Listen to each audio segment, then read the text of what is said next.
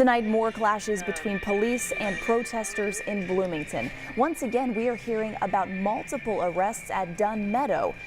Our Logan Gay talked to protesters in Bloomington tonight about their message.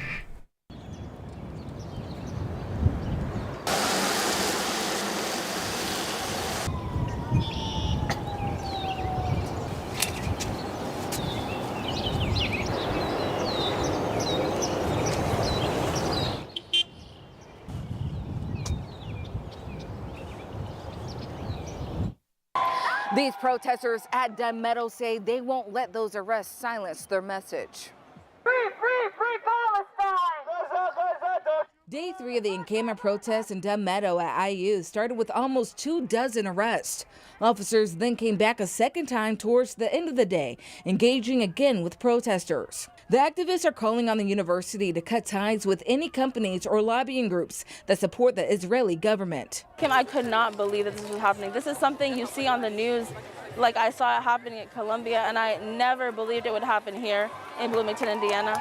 It was terrifying. According to a release from IU, the protesters were arrested for not removing tent structures after being warned it violated university policy, a policy that was only changed days ago. The original policy called for tents to be removed by 11 p.m.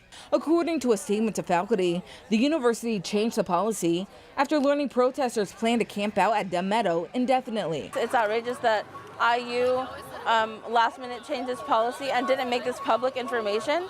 But the protesters say they have no plans to back down. That's what outside forces fail to recognize. Like the police can come in, brutalize these students and faculty, arrest, but each time we're going to just come back stronger. 13 News spoke with members of the Jewish community on the Bloomington campus off camera about how they're feeling about the protests. And they said right now they're relying on one another for support, and that some members have attempted to have discussions with protesters, but don't feel like it's welcomed at the moment. But if there is ever an opportunity for that to happen, they would welcome it.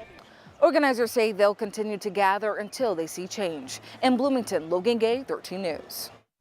Now, in a statement to 13 News, IU says the Indiana University Police Department continues to support peaceful protests on campus that follow university policy.